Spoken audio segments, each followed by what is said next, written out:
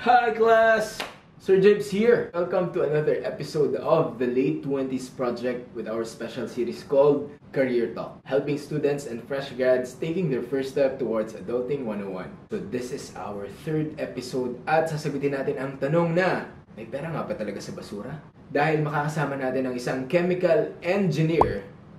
Malapit itong kurso na to sa puso ko dahil ito ang inaaral ko way back noong college. At alamin natin ano nga ba ang mga posibleng pag-aralan pagdating sa chemical engineering at ano ang posibleng maging trabaho kapag ito ang tinake nyo na course. Lahat ng yan, sabay-sabay nating panoorin at pakinggan sa episode na ito. Hello Joshua! Kumusta? Hello. Okay naman. Ayan, so So doing salamat sa fine. salamat sa oras na binigay mo para makapag-share sa mga students na makikinig sa atin today. So, Salamat din sa pag-invite. okay, no problem. Definitely honor na makakuha ng ilang Ay, salamat. oras yan mula kay Joshua Rocco. So Joshua, baka pwede mo ipakilala naman yung sarili mo para sa mga students natin. Konting background about yourself. Okay, sige. So, I am Joshua Bonroca. I'm a chemical engineer. Graduate from UPLB, University of the Philippines, Los Baños, Chemical Engineering. Graduated 2016. And I am now practicing my profession through environmental engineering. So what I do is I design and consult for wastewater and water treatment facilities. Ayan.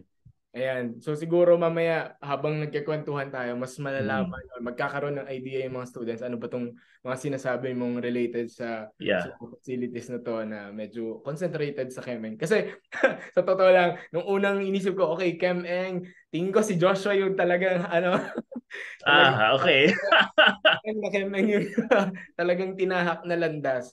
So, again, yung isa sa mga purpose natin, Joshua, for this one is again to really help yung mga students natin, 'di ba? As early as now, magkaroon sila ng idea ano ba talaga yung ginagawa sa workplace ng isang chemical engineer. Kasi, Mm. 'di ba, alam mo naman nung high school tayo, tingin ko same experience. Wala talaga tayong ganung enough knowledge. Ano ba talaga yung ginagawa pagdating sa kursong chemical engineering? Minsan pa nga 'di ba nagkakagulat. Tama. Akala ko chemistry pero nasa na yung chemistry? Oo. Kaya ako kinuha yung Chem-Eng noon dahil mahilig ako sa math, mahilig ako sa chemistry. Yan ang Kaya yun, kadalasan, di ba? Chem-Eng. Chemistry plus math, yan ang karaniwang sagot ng mga Yun. natin. Okay, so ngayon, balikan natin yung time, Joshua, na bata pa lang tayo, nasa elementary. Ito yung lagi kong una kong tinatanong dun sa mga nakausap ko na rin before. Nung bata tayo, madalas lagi tayong tinatanong, anong gusto mong maging, di ba? Yun yung Hmm. karaniwang tanong sa atin bilang bata. Nung time na yon, ano yung lagi mong sinasagot at bakit? Ang lagi kong sinasagot noon ay gusto kong maging scientist. Kasi na-amaze ako noon sa na-amaze ako noon sa isang cartoon ng chemistry laboratory. Yung marami kang Mga parang Dexter yung Laboratory. pag pinaghalo mo yung dalawang chemicals, may sumasabog, Oh. tapos may ginagawa kang kung ano-ano, tapos may mabubuo kang isang material. Yun. So, sabi ko noon, gusto kong maging scientist. Hindi ko alam kung anong scientist, basta ang alam ko, gusto kong magtrabaho sa isang laboratory na madaming aparatus at Ah, iba't ibang kulay. nanonood ka ba nung Dexter's Laboratory dati? Oo, yan ang mga influences ko noon. Okay Dexter's po. Laboratory, So, yan. bata ka pa lang, ano na, may idea ka na talaga na okay, more or less sa track ng hard science. Kasi, ayan na, may concept ka na ng laboratory eh. Which is yun nga yung mga napapanood Yes. natin bilang bata. So, scientist, I think yan yung mga common, di ba? Scientist, doctor, engineer, minsan Yeah, piloto. Piloto, Oo. ayan, piloto din yung madalas kong sinasagot ng bata ako. Pero bilang bata, I mean, mababaw lang yung dahilan natin kung bakit yun yung gusto nating mangyari pagdating ng future. So, mula sa Tama. elementary, nag-jump na tayo sa high school. Pagdating mo ng high school, may nagbago ba dun sa thought about being a scientist? Habang nagkaka-idea ka na, syempre, nung nasa high school tayo, dyan na tayo nag-aaral ng mga hardcore sciences. May basic ka na ng bio, ng chem, ng physics. Nagbago siya in a sense na nagkaroon ng structure. na from a scientist, gusto ko na maging engineer. Okay. Kasi pumasok yung Phineas and Ferb. Ah, nag-evolve din yung cartoons So, mo. oo. So, alam ko noon sa sarili ko na meron akong tatlong gustong puntahan. It's Okay. either engineer Hmm. or gusto ko rin maging doctor. Hmm. No? Doctor naman dahil yung influence ko pa din ng isang laboratory na yung doctor ay nag-work sa laboratory. To that connect, no? Okay. To that connect. Okay. And then yung isa is I wanna be a a theater practitioner or theater director, Oh, actor. naalala ko Yon. ito Dahil yung naman, gusto mong gawin din on the side, di ba? yeah, oo, ang layo, 'di ba? From hard Oo. sciences to to Oo. theater. Pero 'yon, nakahiligan ko kasi nahilig ako sa mga musical, sa theater plays, 'yon. So, gusto ko rin siyang gawin. 'Yon. Mm. So, yung tatlong 'yon ang pinagpipilian ko. Okay. So at least nagkakaroon nga ng okay na nagkakaroon ng structure sa utak mo kung paano ka pipili. Nung high school ba tayo, meron ka na kagad parang favorite subjects mo na ito yung mas nagsabi sa na siguro nga mas tama na itong path na to yung posible kong i-take. So sabi mo kanina nga related sa science. So nung nag-aaral na ba tayo ng mga ganung uri ng science subjects, nagugustuhan mo ba talaga siya? Nag-enjoy ka? Kumusta yung Yes, kasi particularly sa math, Mm. no. Nahiligan ko siya kasi para kung may sinusolve na puzzle, no. So, Ah, 'yon, kaya ako nakahiligan yung math. Pero doon sa sciences, biology yung pinaka na-enjoy ko okay. dahil magaling yung teacher namin noon. Pero Ay, yung chemistry at saka yung physics, hindi masyado kaya hindi ko alam kung gusto ko pa ba talaga nung chemistry at nung physics. okay. Although, yung mga patikim ng chemistry, mga patikim ng physics, Mm. na-enjoy ko. No? Tapos nahihilig kasi ako noon mahilig kasi kami pinapanood doon ng mga discoveries, Okay. ano ba tawag dito? Yung scientific shows, yung National science Geographic, discovery channels, mga ganon. Discovery Yeah, Channel. Yan. yun. Ah, So kahit hindi ko naiintindihan yon, ano yung science behind that, na-amaze lang ako. No? na-amaze ka pa Yun. din. Kasi yung iba, di ba, parang yung ilang mga estudyante, halimbawa, ang iniisip nila, gusto ko ng engineering for some reasons. Tapos, pagdating sa high school, nakikita nila slowly, yung math pala nagle-level up from from Tama, simple, 'di ba? Arithmetic operations, nagkakaroon ng letter, umihirap. tama, tama. Anyway, so ngayon natatakot sila na i-take na yung halimbawa, nagkaroon sila ng idea, okay, engineering. Pero dahil nakikita nila math pa lang sa high school, pakiramdam nila nahihirapan na sila. So nagdi-discourage sila na i-take yung engineering eventually pagdating sa college. Ano yung maipapayo mo para sa mga estudyanteng may ganong mindset sa simula pa lang natatakot na? Okay. Well, hindi ko alam if it's gonna be inspiring, no? But Go. ba, Real talk. ba, Real talk. ba, but kung Alam ko na kasi natatakot talaga sa tutubo yung math, sagot mo. pero kung nakakatakot talaga yung math sa inyo, maybe engineering is not really for you, no? Malaking basis ng Hmm. engineering ang mathematics, no? Correct. Yung sciences, it's applied science kasi, 'di ba? Correct. So, applying sciences through the help of mathematics, maitatawid mo yung engineering. So, kung medyo natatakot ka sa mathematics, uh, probably you might want to rethink, no, kung saan ka pupunta. Tama. Consider na agad sa simula pa lang. Mag-isip-isip na. Yeah, kasi malaking bagay yung alam Hmm. mo na agad kung ano yung weakness mo. But may caveat to, no. Correct. Kung alam mong weakness mo 'yon pero willing ka naman Tama. to learn, no? Tama. Kung willing ka naman to learn at paghirapan talaga 'yon. Kasi natututunan naman. Correct. Hindi Correct. naman siya purely gift na Na, nature oo. and nurture 'yan eh. Bawal na talagang Nature and go. nurture. Hmm. Yes. So, kung ready ka namang matutunan 'yun, then go for it, no? Mhm. Pero kung gusto mo ng smooth sailing na ano ba talaga yung passion mo, kung passion kasi minsan kaya lang natin nagugustuhan or kaya lang nagugustuhan yung engineering because of the name. No? Correct, Pag correct. Tama nilagay yung yun. Ganyan pangalan na kasi yung culture engineer, ng Pilipino eh, di ba? oo, Uy, yes. kung maganda As, pakinggan. Bragging tama, rights. yung mga yung engineer pag nilagay na sa pangalan mo, bragging rights 'yon, no? Pero kung it would really take you to give up, no? Kasi pag dumating ka ng college at hindi mo na talaga siya kayang itawid, sayang yung panahon. Hmm, Yan. tama. So right now, kung may idea ka din na ano eh, 'di ba? Aware naman tayo merong tinatawag na K to 12 ngayon sa curriculum ng mga high school. Mhm. I think that's one of the ideal objectives nun na ma-prepare din yung mga students kasi parang pagdating pa lang sa senior high school, may iba-iba na silang strand. May mga general, Strands. Yan. academic track, merong STEM na mostly papunta sa mga engineering, tapos merong business related. So at least slowly na prepare sila. Ano ba yung pwedeng ihain sa inyo ng kurso nito pagdating sa kolehiyo? So halimbawa kung yung basic calculus pa lang is medyo naku po, alanganin na. Oo. Ano ba yung sinasabi mo na mapapaisip ka? Pag-isipan mo na. Naalala Oo. ko nung Math 17 dati sa LB. Meron akong kaklase na ano eh, parang naka-apat, limang Math 17 na siya. Naku, Ako, pero anong hindi mat na? sumusuko. Pero hindi, wala na akong balita sa kanya kung nandun pa rin siya. Sana wala na, wala na. So, mat 17 pa din siya. Okay. I think tama yung Kasi point mo. ikaw din yung mahihirapan eh. 'Di Tama, ba? tama. Darating yung point na baka sukuan mo rin siya, no? Tama. So, siguro walang masama.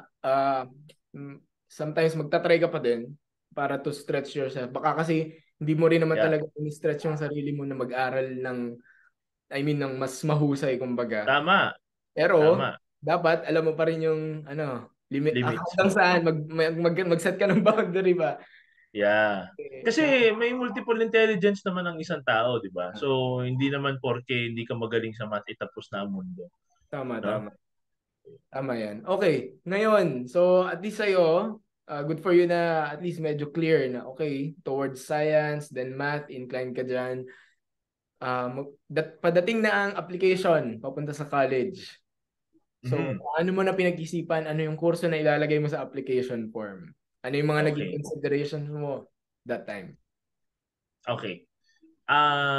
That time ang pinili ko noon ay kasi 'di ba nung application sa UP, Hmm, nakalagay doon yung mga courses na pwede mong kunin, tama. no?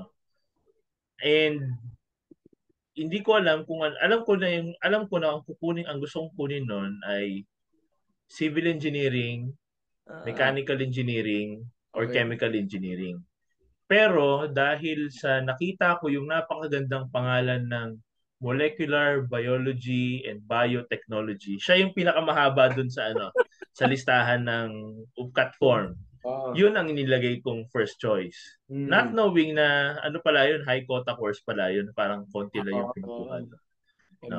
So MVP. yun ang pinili ko, and then second was mechanical engineering, and then UPLB ay kinuha ko doon chemical engineering. Sorry. MBB, then mechanical engineering sa UP Diliman, and then chemical engineering sa UPLB. I Okay. forgot the last, civil engineering ata yun. Yun. Mm-hmm. So, hindi ko pinilit yung, or hindi ko alam kung saan ako pupunta. No? Okay. Parang kahit yung application ko with UST, with PLM, or saan pa ba ako nag Dun sa sa mga Lasal ata, I think. dun sa school na yon, para dun sa Mm, ibang aside from UPCAT, meron din silang tinake na other schools. Let's say yes. ano yung mga nilagay mo na kurso ba that time? Is it same or different din? Halo-halo siya. Hmm. May mechanical engineering, may civil engineering. Hindi ko nilagay doon sa kasi hindi ko talaga alam kung ano yung gusto ko at that Okay. time. Hmm. So ang ginawa ko sa lahat ng application forms, iba-iba yung number one. Hmm. So parang binigay ko na sa destiny kung saan man ako mapunta, no? Okay. Okay. 'Yon. 'Yon. So hindi ko alam baka pumasa pala ako sa mechanical engineering ng UST. So baka nag-mechanical engineering ako, no? Hmm. Pero ayun, fortunate enough napunta ako sa UP, no, with chemical engineering. Correct. So, I think yun yung para sa akin. So far sa dalawa kong nakausap, halos pareho ng team na hindi talaga natin alam kung saan tayo pupunta. Siguro meron lang Tama. tayong nababaw na okay, idea. It's about engineering, about DevCom or kung anumang course. Pero hindi talaga natin alam kung ano ba talaga yung stick na gustong-gusto natin. Uh, Yeah, and I think because hindi ko rin kasi alam kung ano ba yung trabaho. correct, correct. Hindi ko alam kung ano or kung alam ko man yung trabaho, hindi ko alam kung ano yung long-term impact nun sa akin. Correct, Kasi correct. hindi ko alam Tama. yung feeling ng professional na may trabaho ka, ina-apply mo yung natutunan mo, no? So, ayun. Malaking bagay yon yung knowing what the future holds for you. Correct, correct. So, and I think given sa time ngayon, 'di ba, lalo na internet readily available, I think mas resourceful na rin yung mga estudyante. So dapat minamaximize nila yung ganyang resources para mas malaman. Itong ginagawa mong podcast. Exactly. Yan. So salamat sa time. Hopefully, ma-serve yung real purpose, 'di ba?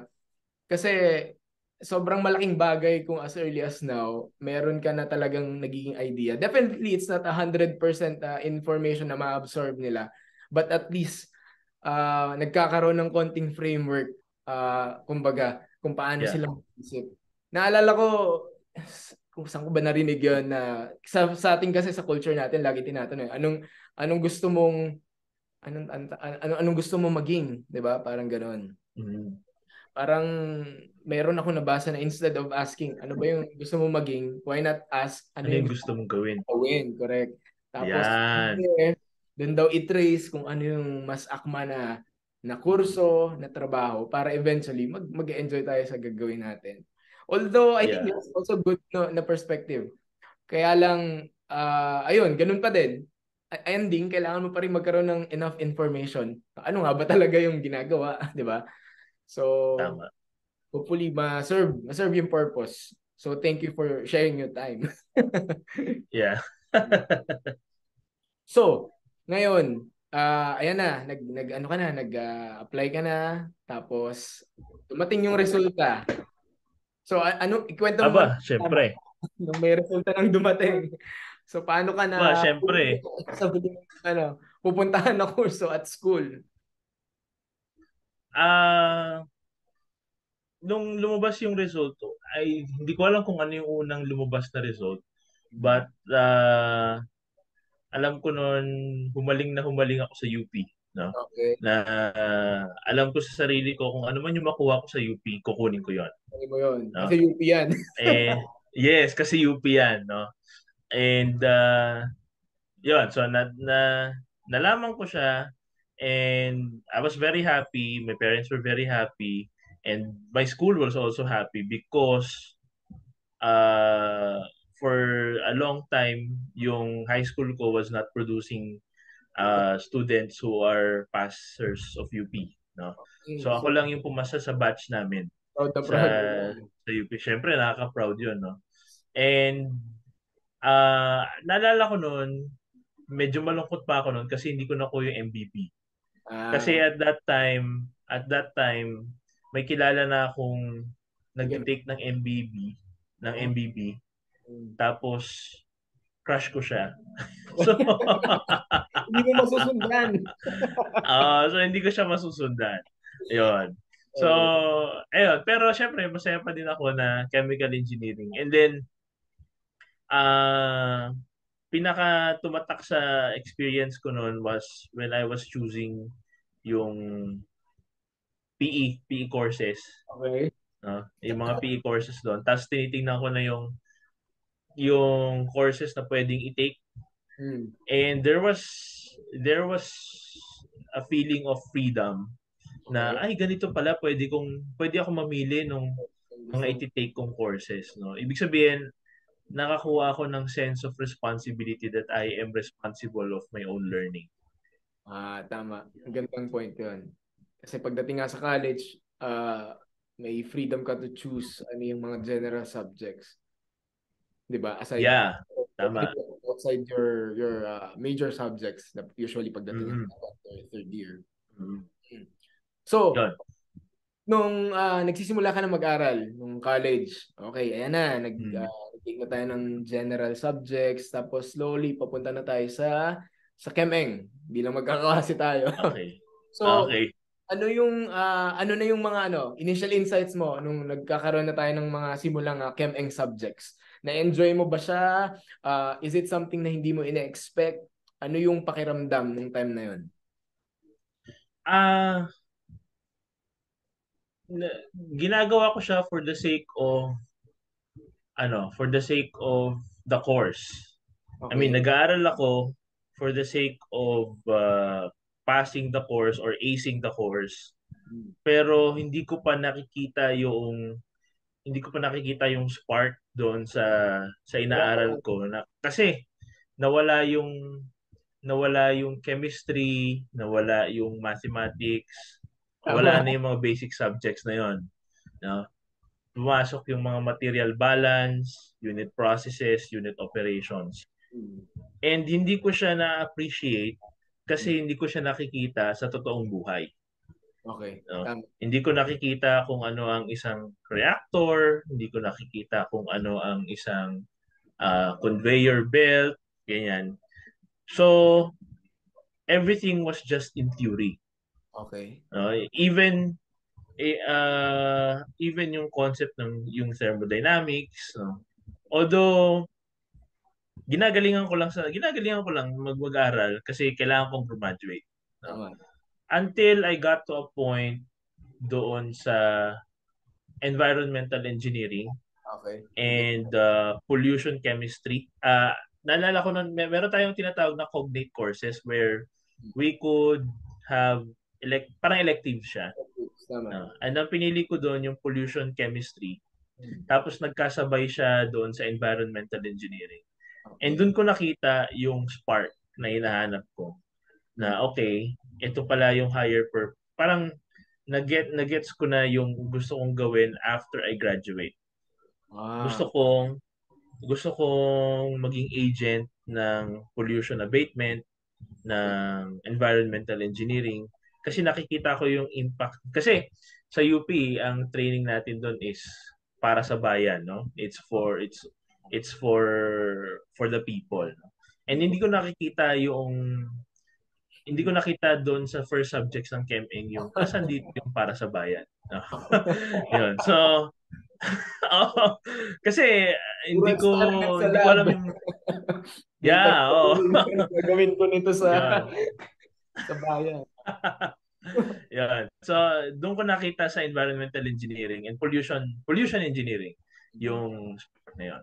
So, Parang, from there on, na-connect ko yung mga dating subjects na okay, pwede kong gamitin ito. Halimbawa, yung biochemistry, biochemical engineering pala. Na-connect ko siya dun sa environmental engineering, no, yung unit operations, unit processes. So nagkaroon ako ng ibang appreciation doon sa course in general. so, Ayan. at least, I think yung ganung part natin na cognate tsaka yung envy sometime in third year or fourth year, kung di ako Yes, third year and fourth year. di ba karaniwan naman engineering courses na sa 5 years yon. Kung tutuusin yung 2 years Yes. na nagdaan, sabi mo na 2 to 3 years na nagdaan bago mo na appreciate is all nasa ano ka na, kalagitnaan ka na ng buong kurso eh. But Yes. hindi ka naman napaisip doon sa kalagitnaan na yon. I mean, just before matake yung appreciate. Napaisip ako. Okay. I was tempted to shift ng course 2 times. Oh, One was social sciences. Gusto kong mag social science. okay. And the second one is philosophy. Kasi yung first and second year was more general ano ato? General courses, ba? GE, yung mga GE. And sobrang na-appreciate ko yung mga subjects na yon because they tackle, particularly yung social sciences, they tackle social big big concepts, Okay. no? Big concepts that I think as a person as a person, I'm a big concept guy, no? Hindi ako privy dun sa small details eh. Mm. Yun. So, gusto ko yung gusto ko yung meron akong may magagawa ako, no? Sa So parang magagawa ko sa kung ano man yung estado natin. So parang sa tunog ng sinasabi mo, it's still leaning towards yung question na ano yung purpose ko? Ano yung pwede kong Yes. contribute? Yes, yes, yes. Exactly, 'yon. Purpose. Or sense of Ano purpose ba sa yung ginagawa. purpose ko? Bakit ako nag-aaral? Tama. Bakit ako nag-aaral? Mm-hmm. Ah, nakita ko siya doon sa social sciences and sa philosophy. Mm-hmm. Pero that ano yun, second year yon. Wala pa yung mga major courses no. So, Mm-hmm. ayun. Hindi natuloy and nakita ko siya sa nung fourth year.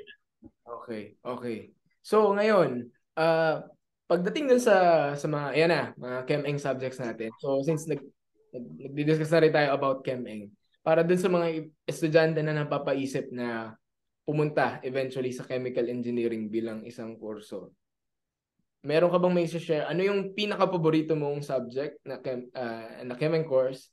Subject natin sa Chem-Eng, and then ano yung sabihin na nating least favorite, or sabihin na nating ito yung pakaabangan yung subject sa Chem-Eng. Hindi naman tatakutin sila, pero at least magkaroon sila ng patikim. Okay. Ang favorite ko, obviously, it's the Envi Engineering. Oh, No? And ang hindi least favorite ko would be separation process. Yung okay. distillation. Okay. Sige, Uh, dun muna sa paborito mo na Envying. Ano ba yung mga pinag-aaralan dyan? Baka pwede mong ma-share ilang overview okay. para sa students natin. Basically, Envi Engineering is about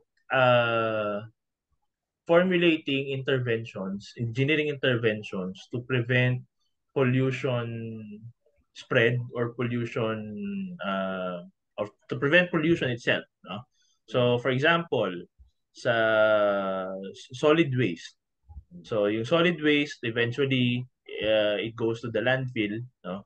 Or worst, pupunta sa water bodies, no? Kung hindi siya matatapon ng maayos. So, as chemical engineers, you will formulate strategies, you will engineer solutions para lahat yan ay mabalik through either reduction, no, reduction processes, or proper waste disposal. So, ganun din sa wastewater. Wastewater, first is how would you prevent production of wastewater? Then, kung hindi kaya mo prevent, how would you treat, no? Or how would you reduce pala muna. How would you reduce the production of wastewater, and then how would you treat yung wastewater, no? So essentially, environmental engineering, you look at or you think of a waste and you think on how you could prevent it or how you could eliminate waste. Right. Yeah. So, So masaya siya kasi maraming innovation na napapaloob sa kanya. No? mm, Maraming innovative ideas na nabubuo on mm, how you could eliminate waste. yes. And may pera sa basura. No? may pera sa Tama, basura and tama. it's the ultimate challenge of the coming century or now, no? That's why we have the concept of circular economy. It's an integral part of sustainable development goals. Yeah. Sustainability. Definitely isang big Yes. driver. So, for sure, nag-enjoy ka nung meron tayong, yun, I think subject na yun, di ba, na pumunta tayo sa wastewater treatment plant. Ah, may pinunta Ano ba tayong pinuntahan? nung time namin, Or baka magkaiba tayo hindi ko alam section. kung magkaiba tayo ng section. May pinuntahan namin yung wastewater treatment plant ng UP na hindi naman Sige. gumagana. Oh, yung napunta na Uh, yata namin somewhere in, di ko alam kung, yung sa Maynila or Manila Waters, di ko alam, isa. kayo nakapunta. Kami Baka hindi. summer ka ba nag-take? Hindi. Okay, baka ngayon yung ayaw ni Sir lumabas. Oo. Okay. Sige, doon naman sa least favorite mo na subject. Sabi mo separation process? Separation process. Kasi hindi mo siya pwedeng gawin ng walang graph. Like, hindi Tama. kailangan may libro ka, kailangan meron kang graph bago ka makapag-solve ng problem. Hindi parang nakakatamad kasi na kailangan may Okay. external source ka pa. Oh, Halimbawa sa ibang subjects kasi, mahilig kasi ako magdi-derive ng tama, tama. mga Kung hindi formula. siya, ano bang term? Parang hindi siya intuitive. Kung gusto mong sagutan. Yeah. Oo, tama, hindi siya intuitive. Hmm. Na tapos mag-drawing ka pa ng linya-linya para lang malaman ilang stages. Tapos ilang stages ang isang distillation column. Hmm. Tapos hindi pa ako nakakita ng distillation column kasi that time. Tama. No, Mahirap hindi ko pa i-appreciate. Mahirap i-imagine. tama, tama.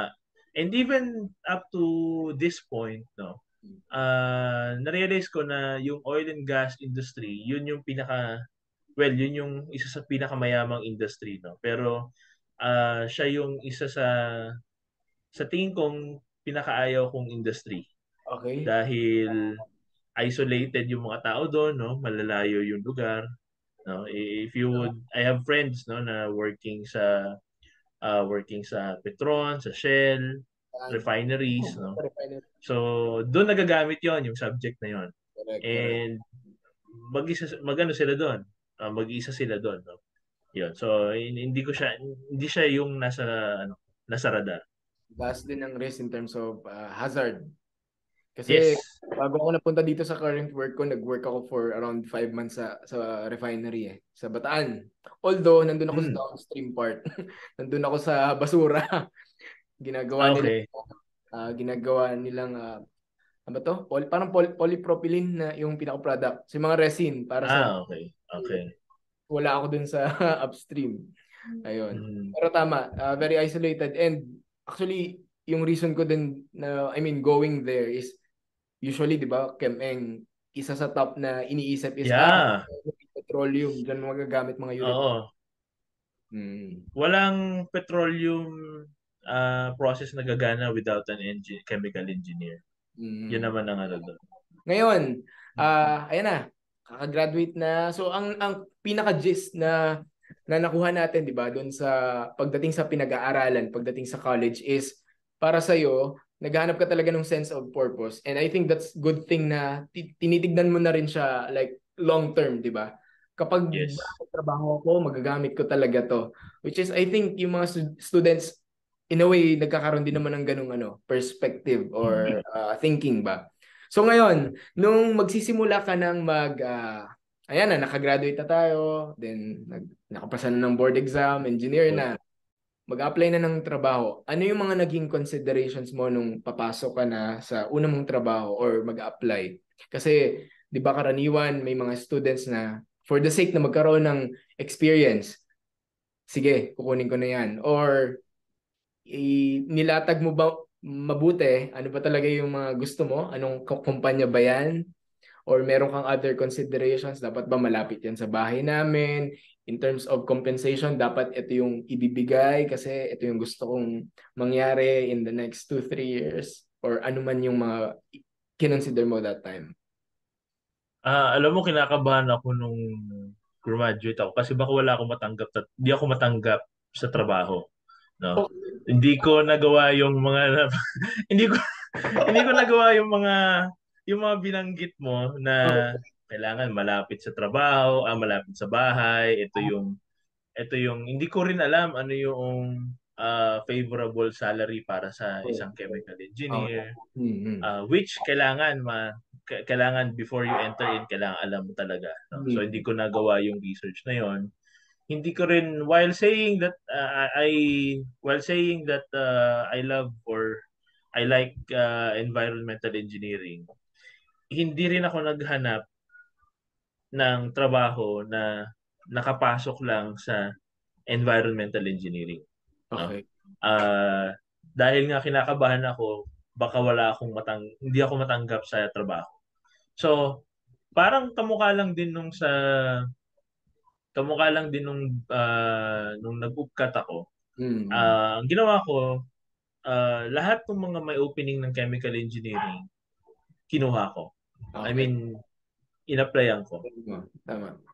Tapos, meron akong mga in-applyan na bottling process. I think that was San Miguel na ang layo talaga. Production line yun eh. Okay. Production line na looking back, buti na lang, inisip ko, buti na lang hindi yun yung naunang nag-reply. Mm. No, dahil hindi ko talaga ma-enjoy yun. Mm. Pero ang unang nag-reply sa akin was si Maynilad. Okay. Maynilad is a water and wastewater concessionaire sa Metro Manila. Yun. So, sa madaling sabi, sa lahat ng in-applyan ko, kung sino yung unang mag-reply sa akin, Okay. sa tingin ko yun yung kinuha ko. Okay. Parang pasalamat na lang ako na si Maynilad ang unang nag-reply sa akin dahil pasok sa environmental engineering Tama. yung ano ko, yung Ayun. passion ko. Yung passion ko pasok doon sa trabaho, no? Correct. So, nung nakuha ko 'yon, pinaghandaan kong maigi yung interview dahil alam kong ito yung gusto Gusto mo. ko, no? Iniyabang ko lahat ng iyayabang, no? Yeah. Tama. Inihanda ko lahat ng credentials ko, even yung inaral ko yung company, ano yung ginagawa, yun. Mm. But hindi ko pa talaga alam noon na yun yung ginagawa ng Maynilad. Ang alam ko Maynilad tubig. Hindi Oo. ko alam yung wastewater portion. Mm. So, basta inilabang ko lang siya hanggang sa natanggap ako. Mm. Okay. So, ngayon natanggap ka na dun sa yan na yung unang. So, unang mong trabaho 'yan, 'di ba? Yes. Okay, nagsimula ka na magtrabaho, first 30 days, first 60 days sa kumpanya. Ano yung pakiramdam ah, na nagtatrabaho ka na and ito ba yung ini-expect mo na gagawin mo sa trabaho? Meron ka bang mga parang mga moment na hindi ito yung inaasahan ko or exciting itong ginagawa kong to dahil ito yung inaaral ko nung nasa college. Ano yung nangyayari that time? Okay. I was fortunate to be part of a cadetship program Mm. ng company, Mm. no, where we had trainings kung saan nakita ko yung buong business ng water sector, no, Okay. from end to end, from water to wastewater. Mm. And yung aha moment na gusto ko to, Mm. doon ko siya nakuha nung nalaman ko yung wastewater portion Okay. ng wastewater portion ng Maynilad, no. Ah, ito yung nagsaswak doon sa environmental engineering na sabi ko, Gusto ito mo. yung nagsaswak doon sa ginusto ko nung college, Mm. inaral ko nung college. So, inilabang ko yon na kasi ililipat kami sa iba't ibang department, no? Okay. So, inilabang ko yon na dapat dito ako sa wastewater because this is what I love. Mm. And ganon na fortunate din na napunta ako doon, no? Mm. And ang sinabi ko noon nung magtatrabaho ako or nung nakapasok na ako sa Maynilad, no. Ang sabi ko noon, hindi ko sahayaan na masayang yung inaral ko, no. Mm. Even yung mga formula, even yung mathematics, yung chemistry, lahat 'yon, I tried to recall them kahit hindi siya ginagamit ng industry. Okay. Kasi I realized that sa industry, puro heuristics. Okay. Puro heuristics na yung ganito yung nakasanayan, no? Ganito yung ginagawa. Pero kulang doon sa what's the scientific basis on this? What's the governing, yun yung Yeah. na-miss ko eh. What's the governing equation on this? So yun yung naging habit ko habang nagtatrabaho doon. Okay. I was the guy who was explaining phenomena doon sa mga facilities through Mm. scientific principles. Okay. And to a point na medyo napagsabihan ako ng superior ko dahil hindi naman siya na-appreciate ng top management. Okay. Kasi pag ako yung nagre-report sa top management,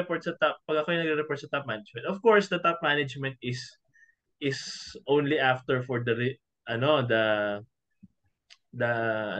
input and the output. Goals, The yeah. everything else in between, kung ano yung ginawa mo doon, ano yung basis niyan, hindi na siya masyadong importante, which I get naman. No? Okay. Ayun. Pero, uh, what I'd like to point out is that yung mga natutunan ng college, Mm. no, kaya siyang ipasok or nagagamit siya sa field, at least mine, no? Na Okay. nagamit ko siya. Mm. Kasi yung mga batchmates ko, some of them or many of them, uh, hindi naman nila nagagamit. And okay naman, no? Pero edge siya kapag tinry mong i-merge kung ano yung natutunan mo ng college doon sa doon sa trabaho mo ngayon. I think that's a good point na shinare mo kasi yun nga, madalas preoccupied na yung mga estudyante na nag-aaral ako ng ganito pero hindi ko naman talaga siya gagamitin pagdating sa industry kasi nga, yun nga, sabi mo, ito na yung nakasanayan nila and probably, let's say for example, yung mga makatrabaho mo hindi naman open for like change. Kumbaga, Yeah, so that's another challenge, di ba, na pwedeng kaharapin kapag nasa workplace ka na. And ayun, I think siguro yung sinabi mo, then alam mo yung mga details, yung kung paano siya nagwo-work, posibleng ang hindi na interesado, let's say for example, kapag kinakausap mo mga top management. But at least yeah, it really helps kung sometimes nag-step back tayo. Ito yung fundamentals niyan, paano siya mag-work. tama. Na eventually makakatulong sa iyo whatever kung anong results man yung tinatry mo i-drive, 'di ba? Kasi dun naman talaga nagsimula yung mga yan kung bakit na, Tama. 'di ba? Kung bakit na-create yung mga ganyang concept, yung mga theories na yan. Okay, then Tama. I think sobrang ganda na sa'yo talagang I mean nakikita mo siya in your workplace. So, hopefully yung mga students na nakikinig now, then nagkakaroon sila ng idea at least isang portion ng chemical engineering, 'di ba? So, thank you for sharing that one, Joshua. Ngayon, Yeah. kung meron kang one general tip para sa mga students natin, kung ano man yung, I don't know, perspective mo sa bilang isang individual sa pag-take ng career path mo, ano yung may share mo sa mga students natin? Siguro, when looking for a career, kailangan mong isipin or bago ka maghanap ng career, just recently I learned about this, no. There must be two things na you have to value sa sarili mo. First one is your values, Okay. no. Kailangan at least bago ka graduate, bago ka maghanap ng trabaho, when you get outside of the school, where the school kasi pwede ka magkamali. Yun yung lugar kung saan pwedeng magkamali, no? At matuto. Correct. Kailangan yung values mo intact, no? Na walang mga katibag niyan because kahit anong career yung piliin mo, kapag ka yung values mo hinahont ka na lumalayo ka na sa values mo. Halimbawa, nasa tamang career ka, you're a chemical engineer, working ka sa oil and gas industry, yun yung dream job mo, pero yung values mo lumalayo na sa'yo, hindi na siya yung career path na para sa'yo din. No? Dapat nag-agree yung value mo at saka yung career. Second is, sa career na pipiliin mo, you should aim for peace of mind. No? Okay. Malaking bagay yung malaking bagay yung of course malaking bagay yung achievement sa buhay, no, kasi pag nakahanap mo yung tamang career para sa iyo, hindi mahirap mag-achieve, hindi mahirap mag-excel sa Excel. trabaho Everything follows. kasi kasi it follows, no. Para ka Pero nagla. pagka mali, well, kasi pag nahirapan ka sa career mo, siguro pag-iisipan mo na 'yon no, na ito ba'y para sa akin. But anyway, kung madaling kumuha ng achievements or madaling mag-excel kapag ka nasa tamang career ka, pero not to the extent of your peace of mind, no? Maaring nasa tamang career ka, pero kung hindi ka naman nakakatulog sa gabi because of your values, no? Because of your values or yung trabaho mo, hindi ka na pinapatulog, no? Yung trabaho mo na yung nagiging buhay mo, uh, it's time to rethink. No? So yung yun yung dalawang sa tingin kong dapat mag-encompass doon sa tamang career path. And sa paghanap naman ng tamang career path, walang magsasabi sa iyo na ito yung career path mo dapat dahil ito yung course mo. No? Some people would discover their career path in their 30s, Correct. no, even at their 50s. Correct. No. Gift na lang 'yon pag nahanap mo siya ng maaga-aga. As possible. Correct. Yes. But it's important that yung tamang career, it's something that you should, yung concept ng ikigai, no, it's a Japanese concept, no. It's something you are good at, it's something that the world needs, and it's something that you are paid, no, paid well. Yeah. So, yun. So, looking at the career path, that's your ikigai with proper values and a peace of mind. Yun. I think gusto ko yung sinabi mong pagdating sa core values. So, kumbaga kasi minsan, ano tayo, parang hype na hype tayo sa mga pangarap natin sa buhay, pero nakakalimutan natin bumalik dun sa fundamentals, sa Tama. core values natin.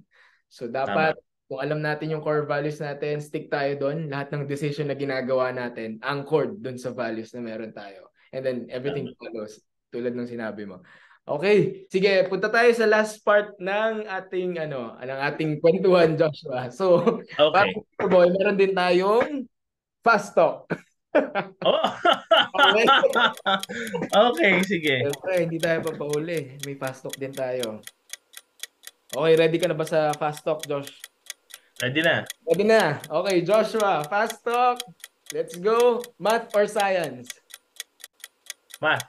Recess or uwian? Uwian. High school or college? College. Surprise quiz or scheduled quiz? Scheduled quiz. Copy an answer or answers only? Answers only. Okay.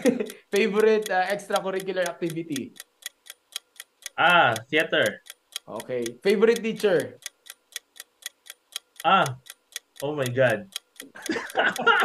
Teka. Favorite teacher. Magkasalo Si Sir Alf. Oh, Sir Alf. Okay. Craziest thing na ginawa mo sa college? Secret. Okay. Walang pa-reveal. Okay. Lowest score sa exam? 11 over 100. Okay. 11. Okay. Thank you so much, Joshua, sa time and sa mga insights. Malaking bagay para sa students natin. Ay, teka, magpa-plug lang ako. If you're planning to take chemical engineering and you are a graduate pala, no? You are a graduate of chemical engineering. Please do not forget to be registered to the Philippine Institute of Chemical Engineers, no? Ito yung organization ng chemical engineers na nagti-take care sa welfare ng profession and of course sa welfare ng chemical engineer. Yun lang. Thank you sa reminder, Joshua. Maraming salamat sa time. And that's for our third episode sa ating The Late 20s Project. And ang key takeaway natin sa episode na to is about core values. Every time na meron tayong pag-iisipan tungkol sa buhay in general, every time nagagawa tayo ng decisions, mas maganda kung anchored ito sa mga core values natin. Hopefully you learned something from this episode, giving you overview ano nga bang meron sa chemical engineering. Isang kurot lang ito tungkol sa chemical engineering. My name is Sir James. Bye class. See you on the next episode.